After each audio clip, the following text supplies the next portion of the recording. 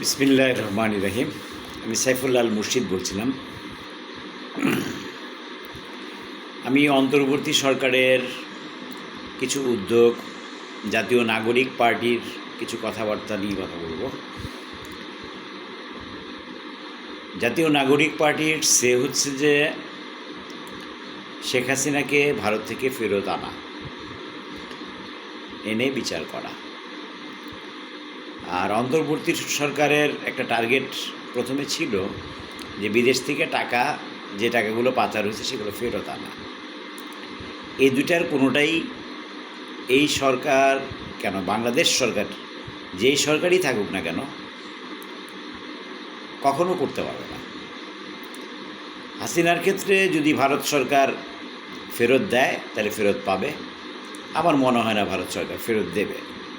তাদের স্ট্যান্ড দেখে মনে হয় কি তারা ফেরত দেবে না, নাম্বার ওয়ান। নাম্বার টু, বিদেশ থেকে টাকা ফেরত আনতে গিয়ে গভর্নমেন্ট যেই টাকা খরচ করবে, আমার ধারণা গভর্নমেন্টের এই টাকাটাই কি লোকসান হবে। এখন গভর্নমেন্টের কি করা উচিত? গভর্নমেন্টের করা উচিত যারা বিদেশে চলে গেছে তাদের বাংলাদেশে যে পরিমাণ অর্থ আছে, যেমন বেনজিরের কি শাবানা পার্ক আছে, গভর্নমেন্টের এটা বিক্রি করে দেওয়া উচিত। এবং এটাকে কি স্ট্রাকচারালি রেখে বিক্রি করলে হবে না। স্ট্রাকচারালি রেখে বিক্রি করলে এটা আবার কি কখনো যদি কি আওয়ামী লীগ বা তার দোসররা ফেরত আসে, ওইটা আবার কি নিয়ে যাবে। সরকার কি করতে পারে? পুরাটাকে ল্যান্ড বানায়া যাদের জমি ন্যায্যভাবে না নিয়ে টাকা দিয়ে নেয় নাই তাদেরকে ফেরত দেওয়া কিছু কিছু, আর বাকি যেটা জেনুইনলি যে বেনজির যেগুলো কিনছে সেগুলোকে বিক্রি করে দেয়া।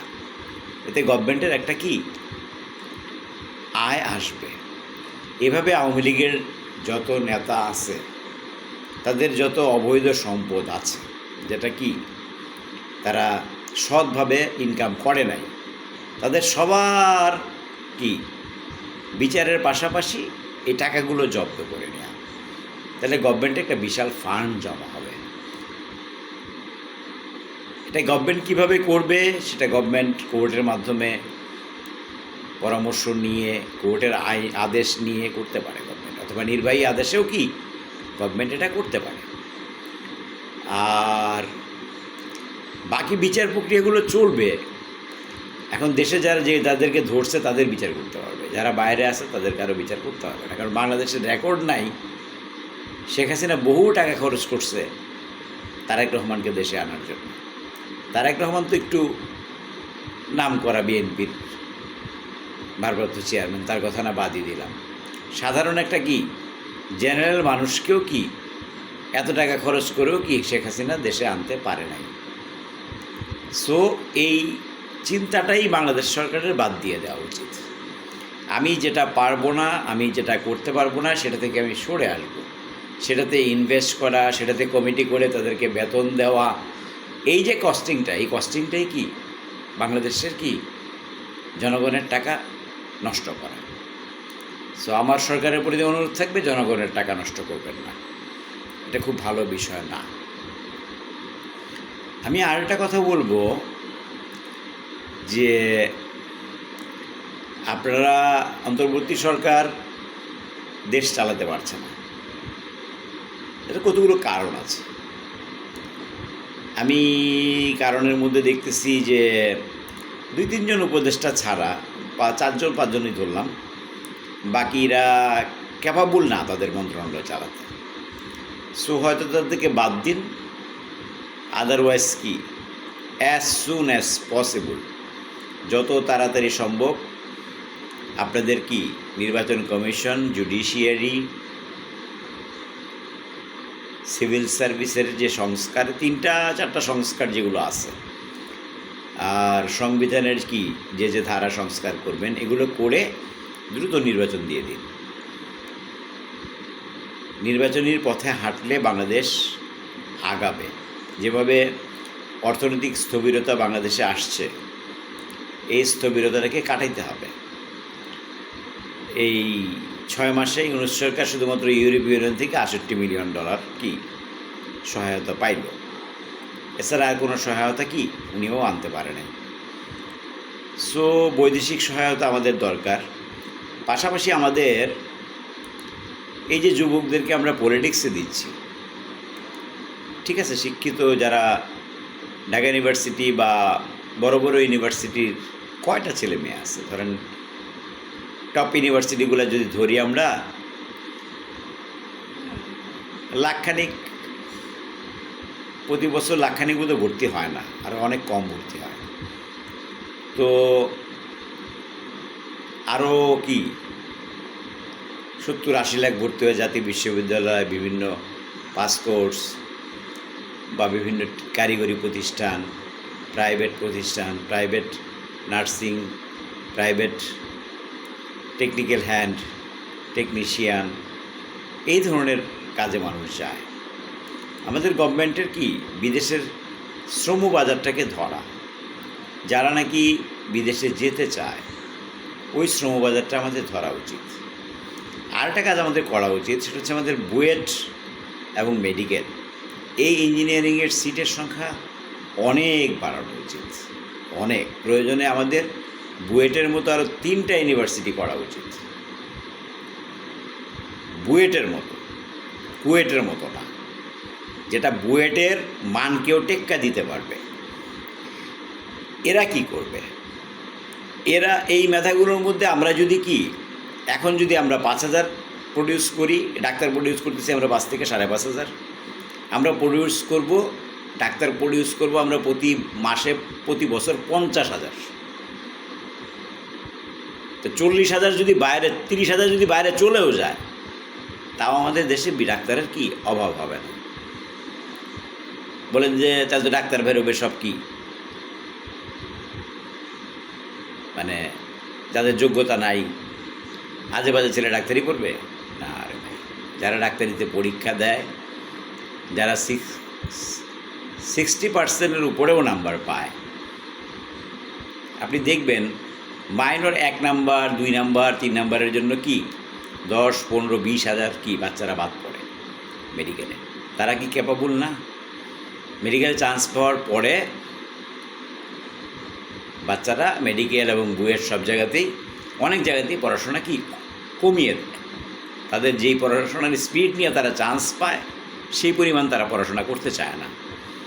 তো তাদেরকে কি করেন আপনি? পড়াশোনার মধ্যে একটু স্ট্রিক্টনেস নিয়ে দেন, কঠোর করে দেন, শিক্ষক বাড়ায়া দেন, পড়াশোনায় কি কঠোর করে দেন। ধরেন যে একটা মেডিকেলে যদি আপনার যারা আপনার 60% মার্ক বা ধরেন 55 বা 50% মার্ক যারা না পাবে, তারা মেডিকেলের কি ওই এমবিবিএস ডিগ্রিটা পাবে না। একটা মাঝখানে একটা ডিগ্রি করেন, একটা হচ্ছে এলএমএফ আছে আর একটা এমবিবিএস আছে। মাঝখানে একটা ডিগ্রি করেন যারা কি ঢাকা সিটিতেও চিকিৎসা করতে পারবে, গ্রামে গিয়েও চিকিৎসা করতে পারবে। ওই এমবিবিএস থেকেই কি ওইখান থেকেই পাশ করবে। ওই যে 50,000 আপনি নিছেন না, যারা পাবে না 50% মার্কস, তাদেরকে ওই ক্যাটাগরিতে ফেলে দিবেন। কিন্তু 1 বছর বা 2 বছরের বেশি কাউকে কি এক ইয়ারে রাখা যাবে না। আবার কি টোটাল ইয়ার করে দিবেন কি 1-2 বারের বেশি ফেল করলে সে কি আউট হয়ে যাবে।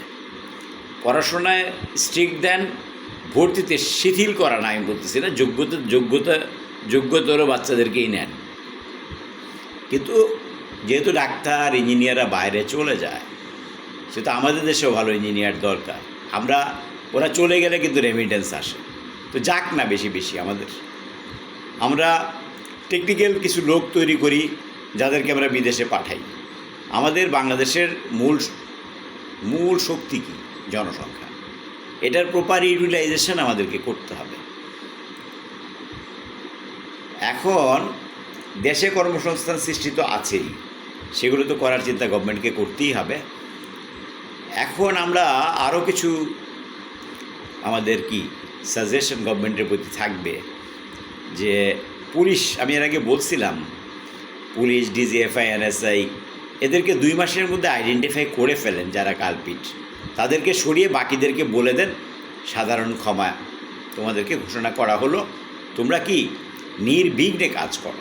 আপনি 2 মাসের মধ্যে আমার ধারণা কি আপনার পুলিশ ঠিক হয়ে যাবে।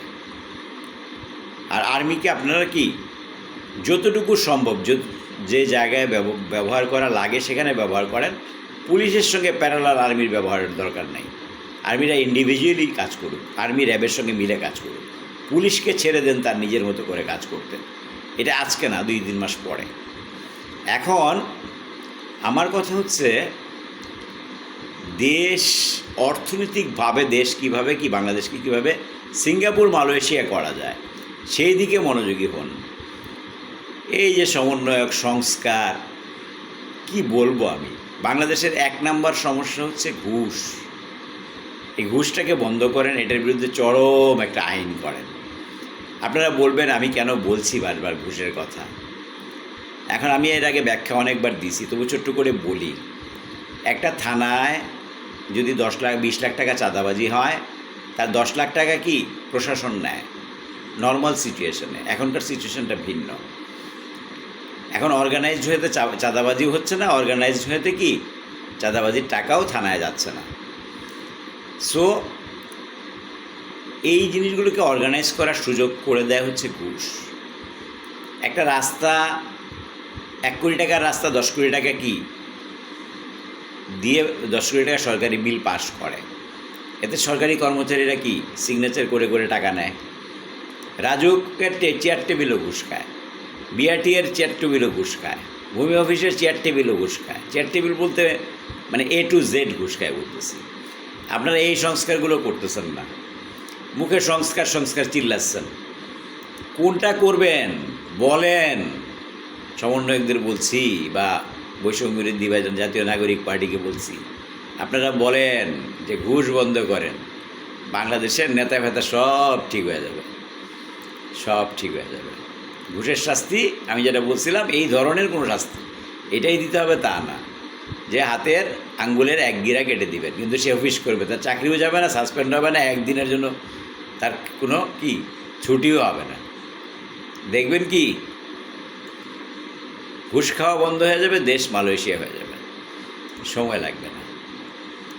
আর আমাদের যে কি প্রকল্পগুলোর ক্ষেত্রে কি টাকা খরচ করার সময় কি অ্যাকচুয়াল বাইরের 5টা দেশে কত খরচ হয়, আমাদের দেশের বাইরের যে দেশের ডাটা আমরা নেব সবগুলো ডাটা নেব। ওখানে রড সিমেন্টের দাম কেমন, কিভাবে কিলোমিটার প্রতি ওরা এত কম খরচে কি 1 কিলোমিটার রাস্তা করে, কিভাবে আমাদের দেশে হচ্ছে না, আর ঢাকা সিটির ট্রাফিক জ্যামটাকে কীভাবে দূর করা যায়, এটাতে আমার একটা চমৎকার ভিডিও আছে, আপনারা দেখবেন।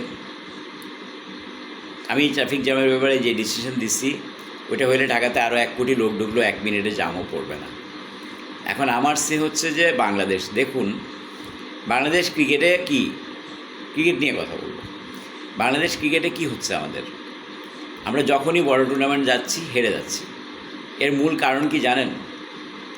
দেখেন, আমরা ভারতে গিয়ে ওয়ার্ল্ড কাপ খেলে আসলাম প্রায় 2 বছর আগে।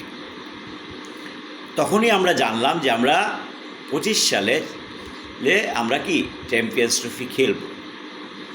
তো এই যে 2টা বছর গেল, এই 2টা বছরে আমরা কি করতে পারতাম?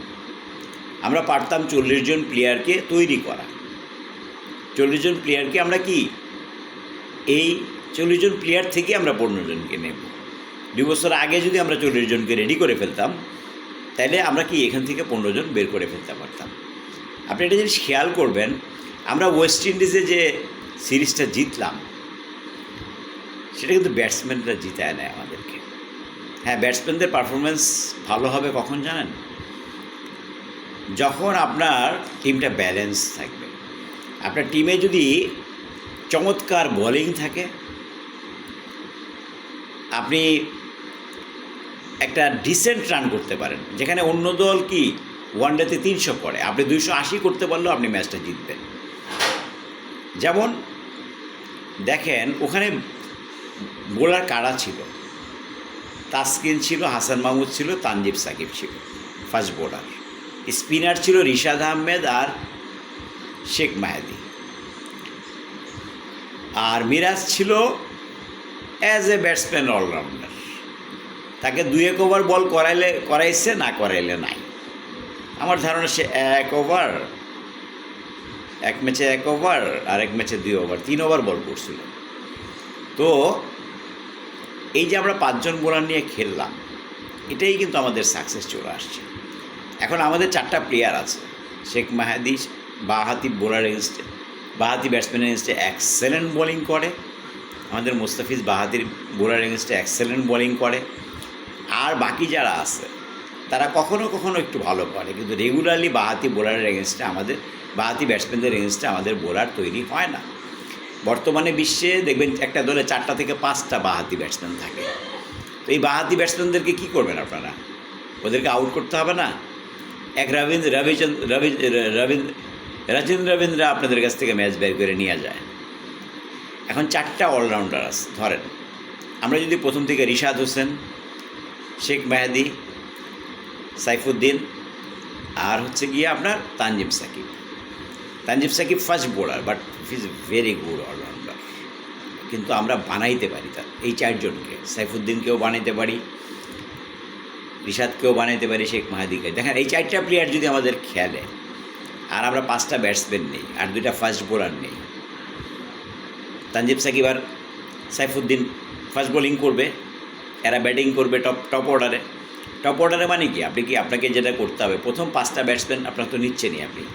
এটা ধরেন আমরা আপাতত যদি চিন্তা করি, শান্ত তানজিম সাকিব যদি ওপেন করে, 1 ডাউনে কি আমরা দিতে পারি কি মিরাজকে, 2nd ডাউনে তৌহিদ হৃদয়, 3rd ডাউনে কি আমরা ইয়াকে দিতে পারি জাকের আলী। ঠিক আছে, এখন যদি আমাদের উইকেট কিপার দরকার হয় সেক্ষেত্রে আমরা লিটন দাসকে আনবো। সেক্ষেত্রে মিরাজ লিটন দাস কম্পিট হয়ে খেলবে, কে খেলবে সেটা দেখা যাবে। এখন বিষয়টা হচ্ছে যে একটা প্লেয়ার তো বাড়তি লাগবে আপনার। আমি 12টা প্লেয়ার, যদি 11টা প্লেয়ারের মধ্যে আমি আমার ওপিনিয়ন হচ্ছে মিরাজকে আমি রাখতে চাই না। আর Miraz bowling allrounder, but bowling তার খুবই দুর্বল। এত দুর্বল বোলিং নিয়ে ইন্টারন্যাশনাল ম্যাচে আপনি টিকবেন না। সো মিরাজকে হয় ভালো বোলিং করে টিকে থাকতে হবে, অন্যদের সঙ্গে কম্পিট করে, আদারওয়াইজ তাকে চলে যেতে হবে। বাস্তবতা এইটাই। শুধু ব্যাটিং দিয়ে মিরাজ ওই রকম ব্যাটসম্যান না যে he will survive only on his batting, যেখানে সাকিবকে আমরা কনসিডার করি না শুধু ব্যাটিংয়ের জন্য। এখন দেখেন আপনি এই 4টা অলরাউন্ডারকে, সাইফুদ্দিন, রিশাদ আর শেখ মাহাদি আর তানজিম সাকিবকে যদি আমরা টানা কি আমরা 40 জনের একটা দল নিয়ে আমরা কি ট্রাই করা শুরু করি, 4 জনকে কি অলরাউন্ডার হিসাবে কি একটু উপরের দিকে খেলানো শুরু করি, যদি 4 জনকেই খেলাই, তাহলে আমরা দেখা যাচ্ছে এখান থেকে 3 জন বা 2 জন তো পাবই।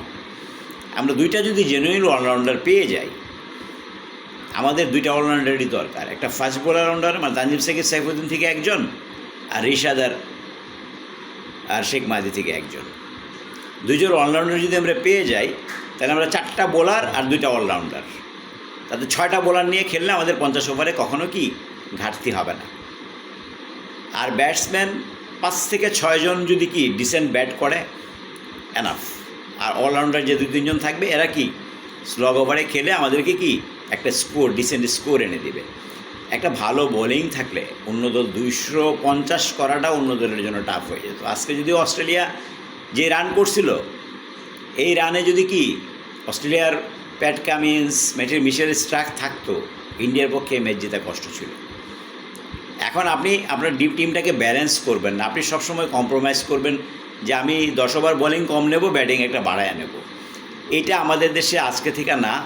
আমি ক্রিকেট খেলা দেখি আপনার সেই 94, আমি খেলা দেখি আসলে 86-87 থেকে ক্রিকেট গেলাম, যখন আমির ইসলাম বুলবুল সাহেব খেলেন, নান্নু ভাই খেলেন, গাজী আশরাফ লিপু খেলে, তখন থেকে জিএম রশিদ প্রিন্স খেলে। বাংলাদেশের একমাত্র প্রথম ফার্স্ট বোলার যাকে বলা যায়, জিএম রশিদ প্রিন্স, গোলাম রশিদ প্রিন্স। তখন থেকে আমি ক্রিকেট খেলা দেখতাম। মেহরাব হোসেন ওপির বলের অমল লাম্বার মৃত্যুটাও আমি দেখেছি।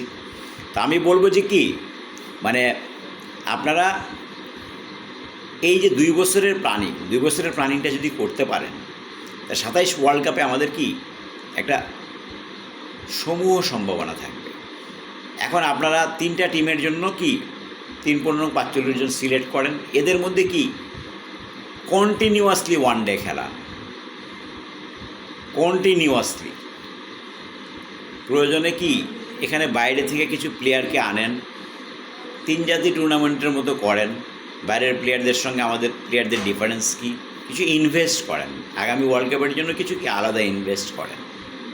আর Phil Simmons, I think so he is not a good coach. আর কি বলবো, এটুকুই আমার আজকের মতো কথাবার্তা।